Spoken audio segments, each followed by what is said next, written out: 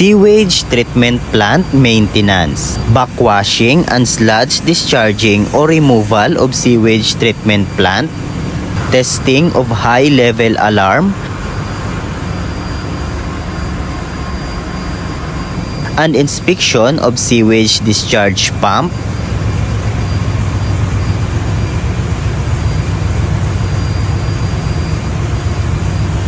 adding chlorine tablets, replacing of aeration blower filter, checking of V-belt alignment, greasing and change oil, and checking its pressure. Replacing UV lamp,